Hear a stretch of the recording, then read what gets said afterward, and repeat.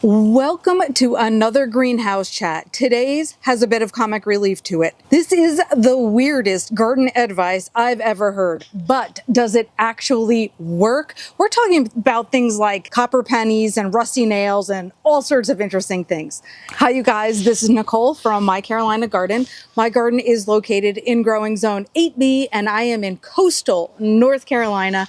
And once again for this greenhouse chat, we have pulled the chat just outside the greenhouse to absorb all this beautiful sunshine. It is another warm day, so our greenhouse chats are going to be limited at this stage because we're going to be getting back with our hands in the dirt and planting things and all that good stuff. But again today, the weirdest gardening advice I've ever heard. And does it actually work? The first one I can resonate with, so I have to give personal anecdotes about each of these things. I can't say that I'm leaving my personal opinion out of it because if you watched my video about gardening trends, you know that I can't do that. Also, let me remind you before we jump in, please subscribe if you do like the kind of content that I provide. Thank you. So number one, playing music for plants helps them to grow. Is this a myth or is this accurate? What do you think? Okay, I'm going to tell you what it says. It says the advice. Some gardeners swear that playing classical music or even talking to plants makes them grow better. Okay,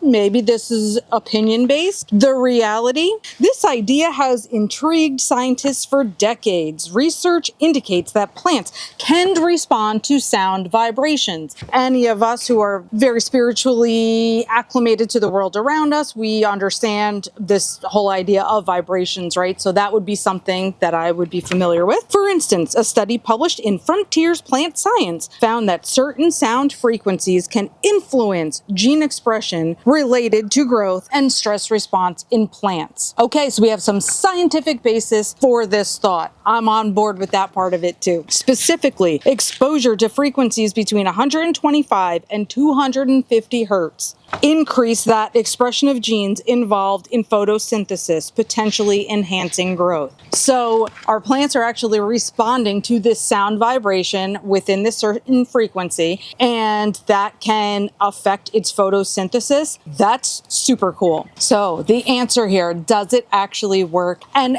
I am getting the response partially. While plants don't hear music as we do, they can respond to specific sound vibrations. It says it's the vibrations and not the melody that can influence plant growth. Here's an interesting thought though. I read a book once. It's called Hidden Messages in Water. And this was actually a scientific experiment done to find out if water responds to music or harsh language or any kind of sound like that, similar to what we're talking about here. And because like human beings are made up of so much water, this was actually a study about how human beings are affected by positive sounds, positive music, negative sounds, derogatory words, maybe crazy loud music, something we don't like. And there was a response found that water responded to that. So therefore human beings were thought to respond to that. And I feel like for me, it's the same thing with plants. So that's my opinion about it. I do talk to my plants. I have been known to tell people, sing a song while we're hanging out, or my kids have played guitar in the greenhouse for my plants and us, but whatever.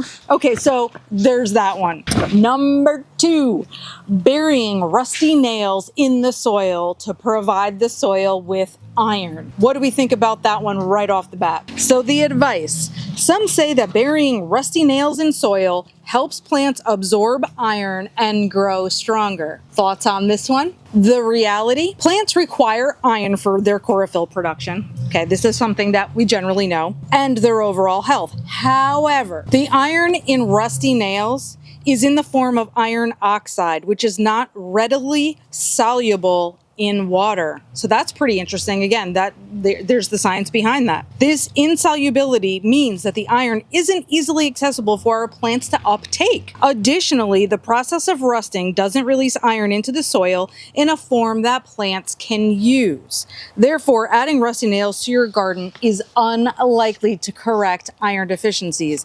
That is so super cool. And you have to wonder how long thoughts like this or advice like this have been passed down. Was it great grandparents were telling us, that sort of thing? It's interesting. So the answer that I'm given here, does it work? No. If your plants show signs of iron deficiency, such as yellowing leaves or the green veins, so those are both indicative of chlorosis in your plant, it's more effective to use iron supplements or adjust the soil pH to make existing soil iron more available. All right, cool. So it gave us some valuable advice to go along with this thought and ways that we can actually correct our problem if we feel like we need to. So I'm loving both of these so far. Oh, I have even more. This is so good. Our list has 10 bits of strange advice. As we jump into number 3 here, I did want to say that the reason I am in this direction, facing this direction with the greenhouse off to my side, is because at this time of day, the sun really comes blazing in and I don't have any shade here. So I'm really missing my banana trees and at least some sort of shade protection that they offer this area. Okay, so number 3, is this bizarre advice or is this something we do? Putting bananas and eggshells in planting holes to act as fertilizer. Interesting. It's interesting because both of those items were something suggested to go inside of my compost bin. So let's see what else we hear here. So the advice: before planting tomatoes, roses, or other heavy feeders, some gardeners swear by burying banana peels or crushed eggshells in the hole to give those plants a nutrient boost. A nutrient boost.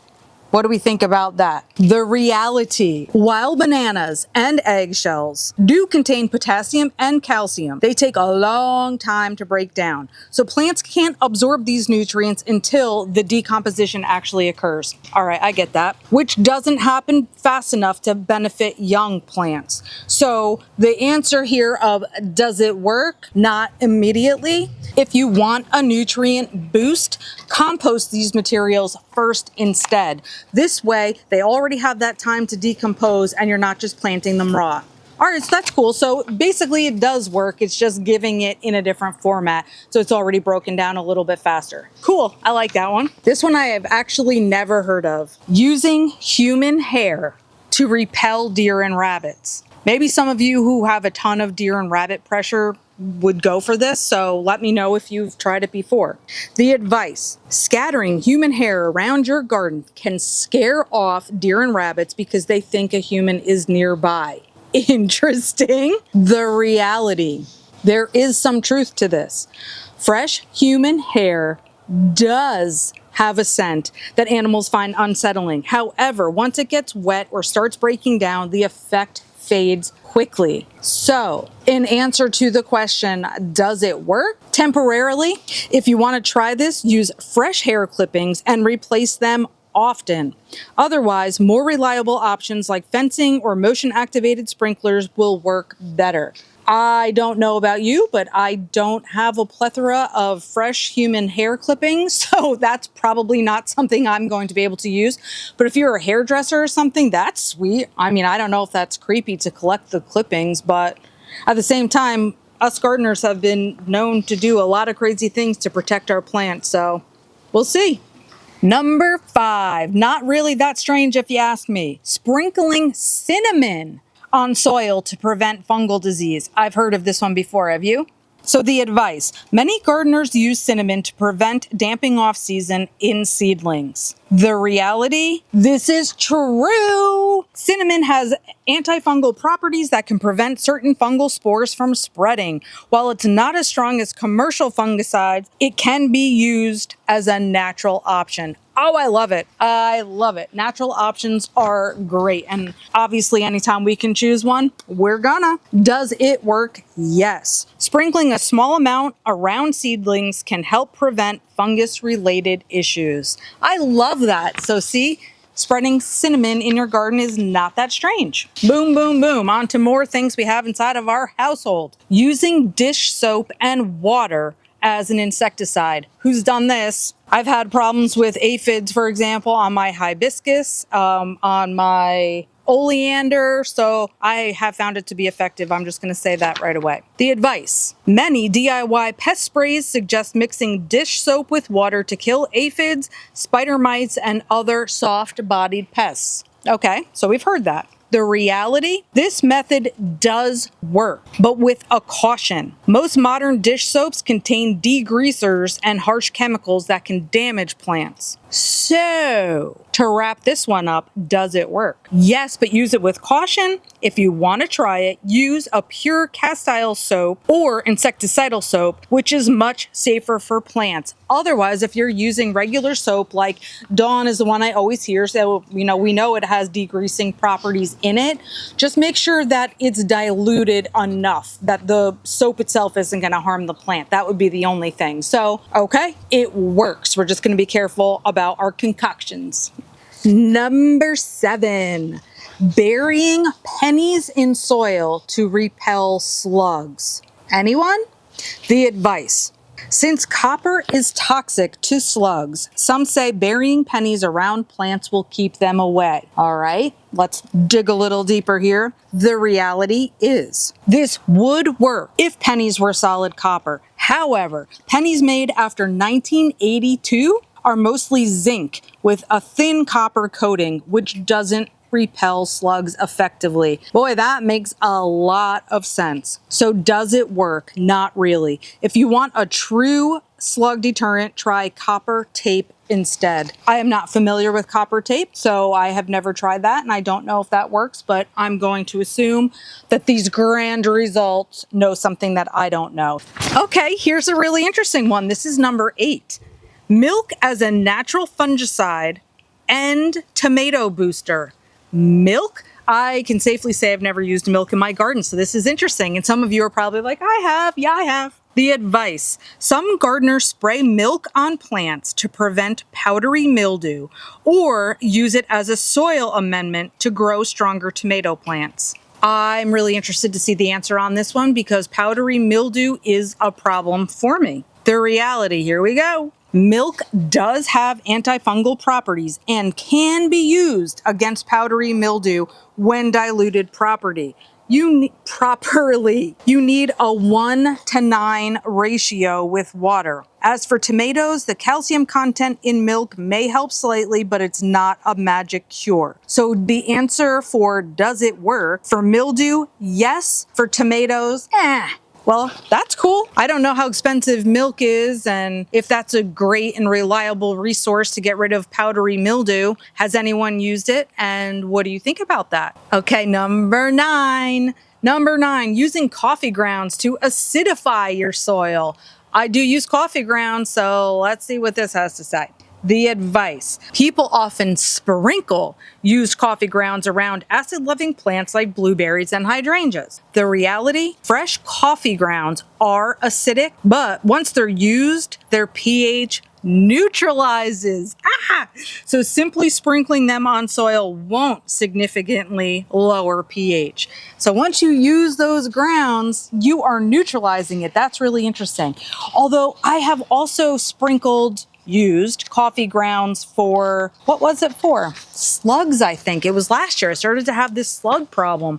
I thought that it was helping. This is not about that, so I actually don't know one way or the other. So it says it doesn't really work, and if you need to acidify your soil, use sulfur or peat moss instead. Who is ready for number 10?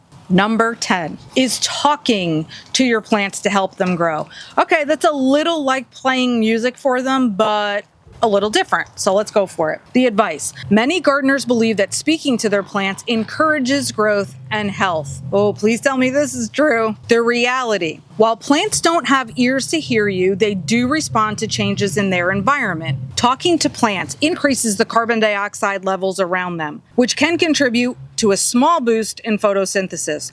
More importantly, gardeners who talk to their plants tend to observe them more closely, leading to better care, catching pests early, adjusting watering, or noticing stress signs sooner. Studies suggest that human presence and attention can indirectly benefit plants by encouraging more mindful maintenance. Okay.